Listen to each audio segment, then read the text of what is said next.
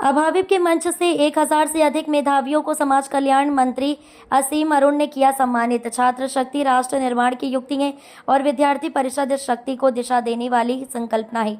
असीम अरुण प्रतिभा को सम्मान, समाज को दिशा, यही है विद्यार्थी परिषद की सोच। डॉक्टर राकेश प्रताप सिंह अखिल भारतीय विद्यार्थी परिषद गोरक्ष प्रांत के बस्ती जिले द्वारा बुधवार को प्रतिभा सम्मान समारोह का आयोजन अटल बिहारी वाजपेयी प्रेक्षागृह में उत्तर प्रदेश सरकार के समाज कल्याण, अनुसूचित जाति एवं जनजाति कल्याण मंत्री असीम अरुण, बस्ती जिले के जिला विद्यालय निरीक्षक जगदीश शुक्ला, ITM के मैनेजिंग डायरेक्टर प्रभुदत्त पांडे, अभाविप के प्रांत अध्यक्ष डॉक्टर राकेश प्रताप सिंह, स्वागत अध्यक्ष आशुतोष दुबे, स्वागत मंत्री श्री नरेंद्र सिंह, जिला संयोजक विकास कसौदन, कार्यक्रम संयोजक अमरेंद्र पांडे की उपस्थिति में संपन्न हुआ, जिसमें बस्ती जिले के 1000 से अधिक मेधावी विद्यार्थियों को सम्मानित कर उनका उत्साहवर्धन किया गया।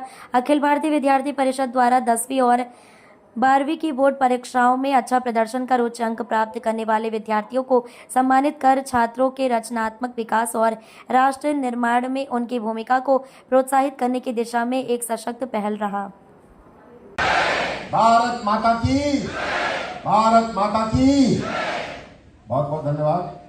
आपके जोश से मेरा जोश भी बहुत डबल हो जाता है। सभी का स्वागत। विशेष रूप से मंचासीन आज के कार्यक्रम में उपस्थित श्री राकेश प्रताप सिंह जी, जिनको हमने सुना, हमारे प्रांत अध्यक्ष गोरक्ष प्रांत के। भाई साहब, आपको मेरी ओर से बहुत बहुत सारी शुभकामनाएं। बड़ा सुंदर उद्बोधन आपका सुनने का अवसर मिला। श्री जगदीश शुक्ल जी, हमारे जिला विद्यालय निरीक्षक बस्ती के, बहुत शुभकामनाएं।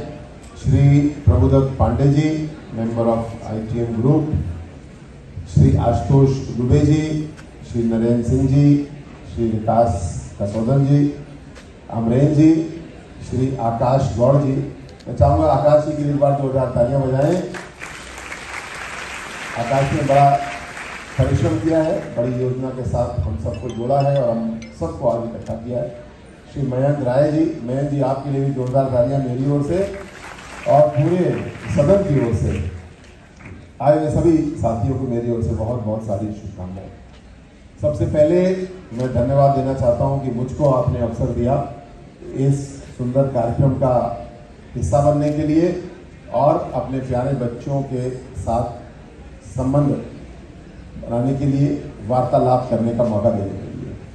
ये कार्यक्रम करीब 15-20 दिन पहले तय हो गया था, लेकिन डबल सौभाग्य की कल, यानी बीते हुए कल, महामहिम राज्यपाल जी का भी एक कार्यक्रम आ गया और मुझको रात को रुकने का भी अवसर मिल गया। तो मैं डबल सौभाग्यशाली हो गया कि बस्ती आ भी गया और रात को रुकने का भी मौका मिल गया। आज जिन बच्चों को उनके द्वारा प्रदर्शित की गई प्रतिभा के लिए सम्मानित किया जा रहा है, मैं उनको थोड़ा एडवांस में बधाई देना चाहता हूं। आपको बहुत सारी शुभकामनाएं मेरी ओर से और सब मित्रों की ओर से। प्यारे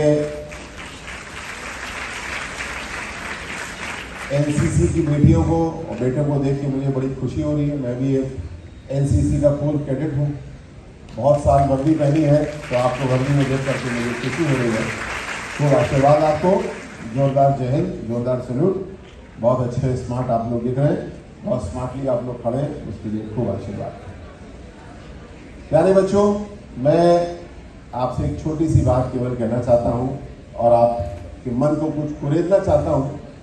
जैसा प्रधानमंत्री मोदी जी ने एक निर्णय देश के लिए लिया है, हमारे और आपके भरोसे एक संकल्प लिया है कि हमारा देश 2047 तक विकसित देश की श्रेणी में खड़ा होगा।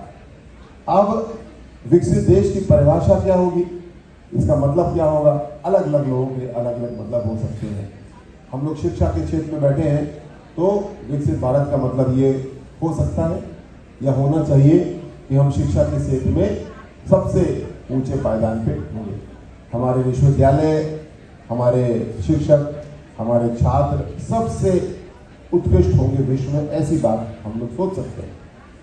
हमारे NCC के बच्चे हैं, तो हम ये भी सोच सकते हैं कि हमारी सेनाएं, हमारी तीनों सेनाएं दुनिया में सबसे बलशाली होंगी।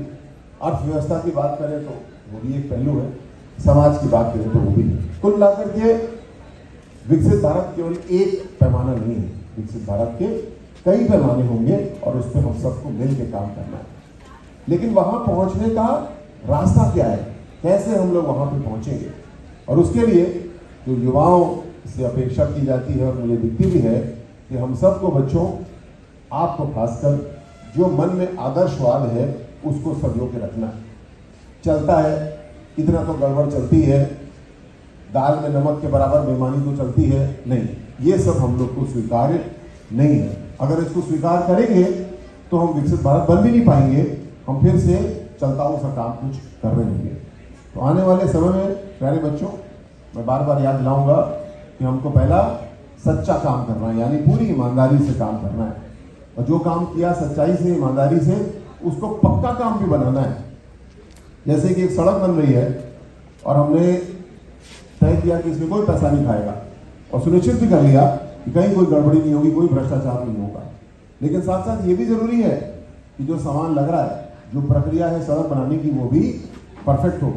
कितने उसके ऊपर रोलर चलना है, कितनी उसकी कुटाई होना है, किस तापमान पे विटामिन आता है, ये सब चीज़ें भी हम लोग को बहुत ध्यानपूर्वक करनी होगी। और आज का कार्यक्रम इस बात का परिचायक है कि हम लोग का आदर्शवाद में और परिपूर्णता में विश्वास है। नहीं तो इतना सुंदर कार्यक्रम सजाना मुश्किल होता है, इतने व्यवस्थित तरीके से कार्यक्रम को संचालित करना मुश्किल होता है। तो ये आदर्शवाद आपके अंदर मुझको स्पष्ट रूप से दिखता है। मेरा दूसरा अनुरोध है, जिस काम को करें उसकी पूरी गहराई में घुस करके जाए। अंग्रेजी में कहा जाता है डीप डाइविंग। जैसे हमने आपकी परेशानी को दूर करने के लिए गहराई में घुस के काम किया, डीप डाइविंग की। छात्रवृत्ति के क्षेत्र में बहुत सारी समस्याएं बच्चों को आ रही थी और कुछ अभी भी आ रही हैं, काफ़ी हमने हल की। लेकिन समाज कल्याण विभाग में मैंने स्वयं भी बहुत सारे छात्रों के साथ चर्चा की, यूनिवर्सिटी के जो वाइस चांसलर हैं उनसे चर्चा की, कॉलेजेस के प्रिंसिपल से चर्चा की, रजिस्ट्रार से चर्चा की, यानी स्टेक होल्डर कंसल्टेशन, हितधारक परामर्श बहुत गहराई से किया गया। और हमने पाया कि ऐसी 18 प्रमुख समस्याएं स्कॉलरशिप की योजना में हैं, और उन 18 का हल भी हमने निकाल लिया और उसको प्रकाशित किया। मुझे बताते हुए खुशी है कि जल्दी ये कैबिनेट में जाएगा और चरणवार, एक साथ पूरा बदलाव नहीं आएगा, कोर्स दर कोर्स हम परिवर्तन लाएंगे और 99% स्कॉलरशिप से जुड़ी हुई समस्याओं को अगले 3 महीने में हल करके आपके बच्चों हम लोग देंगे। जहां मैं ये कह रहा हूं तो मुझे ये भी याद आता है, मैं भारत सरकार में सामाजिक न्याय विभाग से माननीय मंत्री जी से, डॉक्टर वीरेंद्र कुमार जी से पूछता हूं कि स्कॉलरशिप के मामले में देश में सबसे अच्छी परफॉर्मेंस वाला राज्य कौन सा है, तो वो बोलते हैं आप ही तो हो, उत्तर प्रदेश सबसे अच्छी परफॉर्मेंस कर रहा है।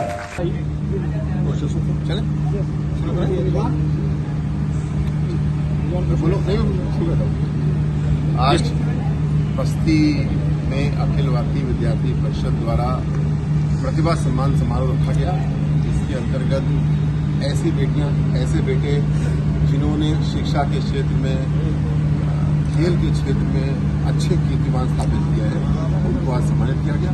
बहुत ही सुंदर व्यवस्थित कार्यक्रम। मैं बधाई देना चाहता हूँ विद्यार्थी परिषद को कि इसी प्रकार आगे काम करें, प्रतिभाओं को चिन्हित भी करें, उनको सींचे भी, और जब वो सफल हो जाएं तो उनको हम लोग सम्मानित करें। मेरी ओर से बहुत सारी शुभकामनाएं आयोजन के लिए भी और प्रतिभा सम्मान प्राप्त करने वाले छात्र एवं छात्राओं को।